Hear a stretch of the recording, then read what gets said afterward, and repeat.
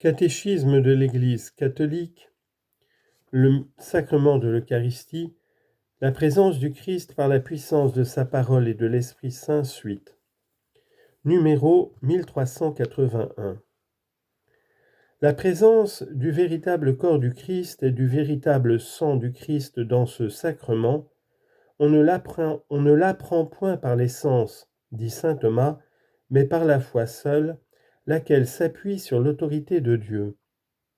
C'est pourquoi, commentant le texte de Luc 22, 19, « Ceci est mon corps qui sera livré pour vous », saint Cyril déclare « Ne va pas te demander si c'est vrai, mais accueille plutôt avec foi les paroles du Seigneur, parce que lui qui est la vérité ne ment pas. »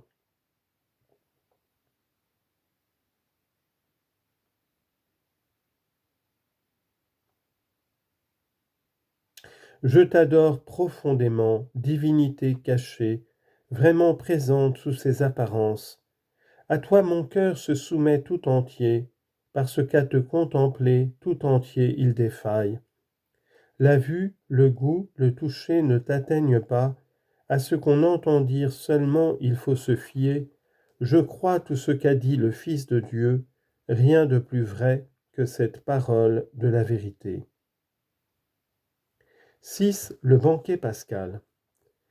La messe est à la fois et inséparablement le mémorial sacrificiel dans lequel se perpétue le sacrifice de la croix et le banquet sacré de la communion au corps et au sang du Seigneur.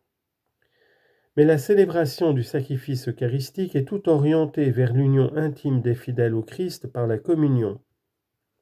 Communier, c'est recevoir le Christ lui-même qui s'est offert pour nous.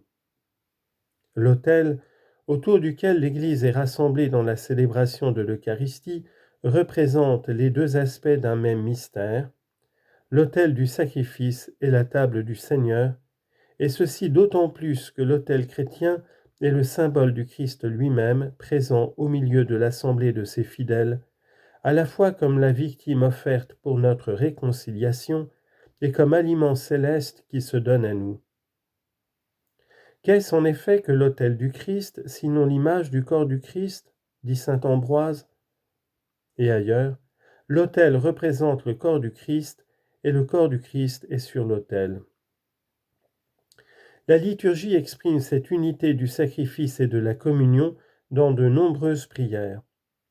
Ainsi l'Église de Rome prie dans son anaphore « Nous t'en supplions, Dieu Tout-Puissant, que cette offrande soit portée par ton ange en présence de ta gloire sur ton autel céleste, afin qu'en recevant ici par notre communion à l'autel le corps et le sang de ton Fils, nous soyons comblés de ta grâce et de tes bénédictions.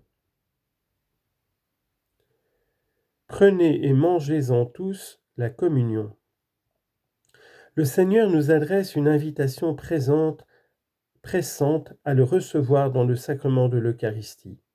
Citation « En vérité, je vous le dis, si vous ne mangez la chair du Fils de l'homme et ne buvez son sang, vous n'aurez pas la vie en vous. » Jean 6, 53. Pour répondre à cette invitation, nous devons nous préparer à ce moment si grand et si saint. Saint Paul exhorte à un examen de conscience. Citation « Quiconque mange ce pain ou boit cette coupe du Seigneur indignement aura à répondre du corps et du sang du Seigneur. Que chacun donc s'éprouve soi-même et qu'il mange alors de ce pain et boive de cette coupe, car celui qui mange et boit sa propre condamnation s'il n'y discerne le corps. » 1 Corinthiens 11, versets 27 à 29. Celui qui est conscient d'un péché grave doit recevoir le sacrement de la réconciliation avant d'accéder à la communion. Devant la grandeur de ce sacrement, le fidèle ne peut que reprendre humblement et avec une foi ardente la parole du centurion. Domine, non sum dignus ut intres subtectum meum, sed tantum dic verbo et sanabitur anima mea. En latin, traduction. Seigneur, je ne suis pas digne de te recevoir sous mon toit, mais dis seulement une parole et je serai guéri. Matthieu 8, verset 8. Et dans la divine liturgie de Saint Jean Chrysostome, les fidèles prient dans le même esprit. À ta scène mystique, fais-moi communier aujourd'hui au Fils de Dieu, car je ne dirai pas le secret à tes ennemis, ni ne te donnerai le baiser de Judas. Mais comme le larron, je te crie, souviens-toi de moi, Seigneur, dans ton royaume. Pour se préparer convenablement à recevoir ce sacrement, les fidèles observeront le jeûne prescrit dans leur Église. L'attitude corporelle, gestes, vêtements, traduira le respect, la solennité, la joie de ce moment où le Christ devient notre hôte. Il est conforme au sens même de l'Eucharistie que les fidèles, s'ils ont les dispositions requises, communient quand ils participent à la messe. Il est vivement recommandé aux fidèles de participer à la messe de façon plus parfaite en recevant aussi après la communion du prêtre le corps du Seigneur du même sacrifice. L'Église fait obligation aux fidèles de participer les dimanches et les jours de fête à la divine liturgie et de recevoir au moins une fois par an l'Eucharistie, si possible au temps pascal, préparé par le sacrement de la réconciliation. Mais l'Église recommande vivement aux fidèles de recevoir la Sainte Eucharistie les dimanches et les jours de fête, ou plus souvent encore, même tous les jours. Grâce à la présence sacramentelle du Christ sous chacune des espèces, la communion à la seule espèce du pain permet de recevoir tout le fruit de grâce de l'Eucharistie. Pour des raisons pastorales, cette manière de communier s'est légitimement établie comme la plus habituelle dans le rite latin.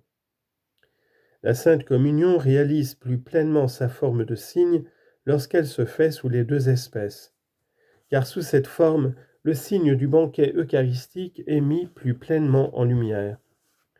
C'est la forme habituelle de communion dans les rites orientaux. Les fruits de la communion. La communion accroît notre union au Christ. Recevoir l'Eucharistie dans la communion porte comme fruit principal l'union intime au Christ Jésus. Le Seigneur dit en effet, « Qui mange ma chair et boit mon sang demeure en moi et moi en lui. » Jean 6, 56. La vie en Christ trouve son fondement dans le banquet eucharistique. De même qu'envoyé par le Père qui est vivant, moi je vis par le Père, de même celui qui me mange vivra lui aussi par moi. Jean 6, 57.